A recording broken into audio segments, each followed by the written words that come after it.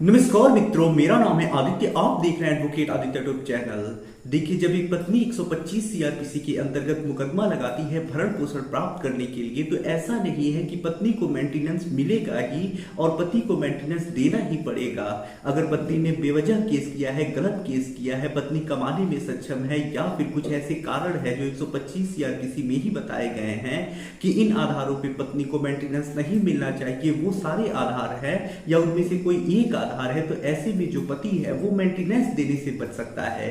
लेकिन देखिए, प्रैक्टिकली में होता ये है कि जब पत्नी मेंटेनेंस का केस कर देती है तो जो पति होता है अब सोच लेता है, अब क्या पत्नी ने केस किया है, अब तो मुझे मेंटेनेंस देना ही पड़ेगा। ऐसे में जो पति होता है हाथ पांव फैला के सो जाता है, अपने वकील साहब के भरोसे बैठ जाता है और लास्ट में होता यही है कि मेंटेनेंस का ऑर्डर हो जाता है। जहां मेंटेनेंस नहीं देने चाहिए, आपके पैसे बचने चाहिए, वहां भी आपको मेंटेनेंस देना पड़ जाता है और बेवजह में पत्नी आपके पैसे पे राज करती है, सुख भोगती है। तो ऐसे में आज मैं आप लोगों के लिए एक ऐसा वीडियो लेकर आया हूं, एक ऐसा जजमेंट लेकर आया हूं जिससे आपको हिम्मत भी बढ़ेगी, साथ ही साथ आप मेंटेनेंस देने से भी बच पाएंगे। क्योंकि जब आपके आसपास आप पॉजिटिव चीजें सुनते हैं तो आपका भी हौसला बढ़ता है और ऐसी पॉजिटिव चीजों से, ऐसे जजमेंट का यूज भी करके आप फायदे भी ले पाएंगे। तो ऐसे में आज जो जजमेंट है पति के पक्ष में बहुत ज्यादा इंपॉर्टेंट जजमेंट है। और अगर आपकी पत्नी ने आपके विरुद्ध 125 सीआरपीसी का मुकदमा किया है, वो पढ़ी लिखी है, कमा रही है, तो ऐसे में आप ये बिल्कुल मत सोचिएगा कि आपको उसे मेंटेनेंस देना पड़ेगा। आप हौसला रख के अपना केस लड़िए, अच्छे से लड़िए और जो जजमेंट बताऊंगा इसका भी यूज करिए और पत्नी के मेंटेनेंस केस को खारिज करा दीजिए, ताकि जो उसकी ये गलत फहमी है कि मैं पत्नी हूं, मैं भरण पोषण तो ले ही लूंगी, वो टूट जाए और आप पत्नी के ऊपर प्रेशर बना सके और आपकी मेहनत की कमाई वो ना ले सके। तो आज का जो वीडियो है बहुत ज्यादा इंपॉर्टेंट वीडियो है, बारीकी से समझिएगा और जजमेंट का यूज करिएगा। इस वीडियो को में आगे बढ़ने से पहले मैं आपसे कुछ महत्वपूर्ण बातें बता देना चाहता हूं। पहली चीज तो ये कि मेरी एक किताब पब्लिश हुई है जिसका नाम है legal guide for husband in matrimonial cases. अब देखिए, जैसा इस किताब का नाम ही है legal guide for husband in matrimonial cases, वैसा ही इस किताब का उद्देश्य भी है। इस किताब में आपको मैट्रिमोनियल केस से संबंधित काफी अच्छी जानकारी मिल जाएगी। तो यदि आप कोई भी मैट्रिमोनियल मुकदमा जैसे 498A, 125 CrPC, DV act section 9 divorce case, ये सब लड़ रहे हैं, तो आपको गाइड करने वाला कोई नहीं है, तो ये किताब आपके लिए एक गाइड के समान होगा। आपको बताएगा कि आपको क्या करना है, कैसे करना है, कैसे प्रक्रिया चलेगी, कैसे ड्राफ्टिंग करनी है, ये सारी चीजें आप इस किताब के माध्यम से समझ सकती हैं। किताब को बाई करने के लिए मेरा व्हाट्सएप नंबर स्क्रीन पे दिखाई दे रहा होगा, उस पर मैसेज करिएगा। किताब का जो मूल्य है वो 600 रुपए है, जिसमें 100 रुपए कोरियर चार्ज है। किताब को बाई करने के लिए व्हाट्सएप पे मैसेज करिएगा। दूसरी जो महत्वपूर्ण बात है वो ये है कि यदि आप मैट्रिमोनियल मुकदमे लड़ रही हैं और आप चाहती हैं कि जो भी हाई कोर्ट और सुप्रीम कोर्ट के लैंडमार्क और लेटेस्ट जजमेंट आती हैं आप उससे अपडेट रहे, उन केसेस की कॉपी आप प्राप्त करें और अपने केस में लगा के फायदे ले। जैसे 498 क्वेश हुआ हो, 125 सीआरपीसी खारिज हुआ हो, पति का कोई अन्य एप्लीकेशन हो जो महत्वपूर्ण हो, जैसे 340 सीआरपीसी डिस्चार्ज एप्लीकेशन वो अलाउ हुआ हो, पति की DV केस जीता हो या फिर पति के पक्ष में कुछ भी इंपॉर्टेंट चीजें आई हो, तो इस प्रकार के जो भी जजमेंट आते हैं, अगर आप उससे अपडेट रहना चाहते हैं, उसकी कॉपी प्राप्त करना चाहते हैं, अपने केस में लगा के फायदा लेना चाहते हैं, तो हमारे जो ये ग्रुप है उससे जरूर जुड़ जाइएगा। जैसे आज मैं आपको जिस जजमेंट के बारे में बताऊंगा, जिसमें पत्नी पढ़ी लिखी थी, कमा रही थी, इसकी वजह से उसका मेंटेनेंस केस खारिज हुआ और कोर्ट ने उसे मेंटेनेंस जो ऑर्डर हुआ था उसे बंद कर दिया। तो इस प्रकार का जो जजमेंट है वो पढ़ने के लिए, डाउनलोड करने के लिए हमारे ग्रुप से जरूर जुड़ जाइएगा। ग्रुप से जुड़ने का जो चार्ज है वो 500 रुपए है, जिसे आपको वन टाइम पे करना है, दोबारा कभी कोई चार्ज नहीं पे करना है। तो वन टाइम जो फी है वो 500 रुपीज है। तो ग्रुप से जुड़ जाइएगा। ग्रुप से जुड़ने के लिए मेरा व्हाट्सएप नंबर स्क्रीन पे दिखाई दे रहा होगा, मैसेज करिएगा।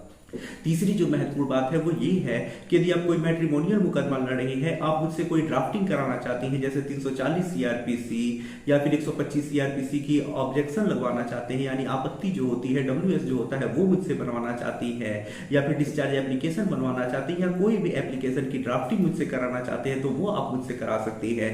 इसके लिए मेरा व्हाट्सएप नंबर स्क्रीन पे दिखाई दे रहा होगा, मैसेज करिएगा। अब आइए अपने महत्वपूर्ण वीडियो के ऊपर आती है, जिसमें जो कोर्ट है पत्नी का जो मेंटेनेंस का ऑर्डर हुआ था उसे खारिज कर दिया इस आधार पर कि पत्नी पढ़ी लिखी थी, कमा रही थी। तो ऐसे में ये जो जजमेंट आया है वो मद्रास हाई कोर्ट के द्वारा आया है और ये जो जजमेंट है हरिहर वर्सेस आरती के केस में आया है।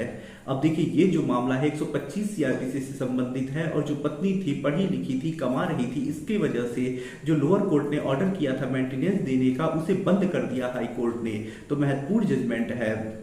अब देखिए इस मामले में होता कुछ ऐसा है कि पत्नी 125 सीआरपीसी के अंतर्गत मेंटेनेंस प्राप्त करने के लिए केस करती है। जब मुकदमा चलता है तो मुकदमे के अंत में जो कोर्ट होता है पत्नी के पक्ष में ऑर्डर करता है और कोर्ट ये कहता है कि जो पति है, पत्नी और उसके 2 बच्चे जो होते हैं यानी टोटल 3 लोग हैं, उनको तीनों को मिला के 55,000 रुपए मेंटेनेंस दे। तो एक बड़ी रकम ऑर्डर होती है 55,000 रुपए की कि इतना पैसा जो पति है वो पत्नी को मेंटेनेंस के रूप में दे। पति काफी ऑब्जेक्शन किया रहता है कि पत्नी कमा रही है, पढ़ी लिखी है, लेकिन कोर्ट कुछ नहीं सुनता है और पत्नी के पक्ष में ही ऑर्डर कर दिया जाता है। पति हार नहीं मानता है, हिम्मत रखता है और हाई कोर्ट में अपील में जाता है। हाई कोर्ट में पति की तरफ से यह तर्क दिया जाता है कि एडमिटेड है और एविडेंस में भी आया है कि पत्नी 35,000 रुपए पर मंथ कमा रही है, उसकी आय 35,000 रुपए है। ऐसे में पत्नी पढ़ी लिखी भी है, कमाने में भी सक्षम है, कमा भी रही है, इतना कमा ले रही है कि अपना खर्चा भी चला सके और ऐसे में उसे मेंटेनेंस भी दिया जाता है। तो ये मेरे साथ अन्याय होगा और कानून का गलत उपयोग होगा। कोर्ट भी जब इस मामले को देखता है तो महत्वपूर्ण टिप्पणी करता है कि यदि कोई ऐसी महिला है जो पढ़ी लिखी है, कमा रही है और इतना ज्यादा कमा ले रही है कि अपना खर्चा चलाने में सक्षम है तो उसे मेंटेनेंस नहीं मिलना चाहिए। और ये बात क्लियरली 125 सीआरपीसी के सब सेक्शन 4 में मेंशन है। तो यहाँ पत्नी पढ़ी लिखी है, कमा रही है और इतना कमा ले रही है कि वो अपना खर्चा चला ले और इसके बावजूद भी उसके पक्ष में मेंटेनेंस का ऑर्डर हुआ है। तो ये गलत ऑर्डर हुआ है, ऐसा नहीं होना चाहिए। और कोर्ट जो होता है पत्नी का ये जो मेंटेनेंस का ऑर्डर हुआ होता है उसे रिजेक्ट कर देता है। सिर्फ बच्चों के लिए कोर्ट कहता है कि 10-10 हजार रुपए दोनों बच्चों को यानी टोटल 20,000 रुपए बच्चों को मेंटेनेंस पति देगा। बाकी पत्नी का जो भी मेंटेनेंस का ऑर्डर होता है कोर्ट उसे बंद कर देता है, रिजेक्ट कर देता है, खारिज कर देता है।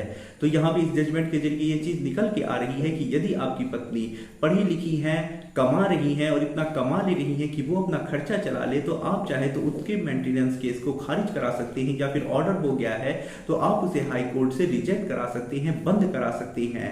तो आपको हिम्मत रखना है, कुछ एविडेंस जुटाने हैं और कोर्ट में हिम्मत से, हौसला से लड़ना है। इसी प्रकार से आप केस जीत सकते हैं और अपने पैसे को बचा सकते हैं और सामने वाली पार्टी को सबक सिखा सकते हैं।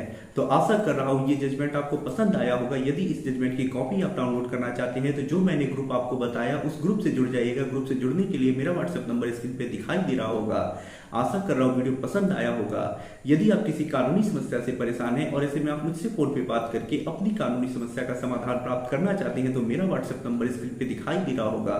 उस पर मैसेज करके अपॉइंटमेंट बुक करा के आप मुझसे कॉल पे बात कर सकते हैं। वीडियो पसंद आया हो तो वीडियो को लाइक करें, अपने दोस्तों के साथ शेयर करें और यदि आप चैनल पे नए हैं और चैनल को सब्सक्राइब नहीं किया तो चैनल को सब्सक्राइब करके बेल आइकन को दबा लें। मिलते हैं नए वीडियो के साथ अगले दिन, तब तक के लिए जय हिंद, जय भारत।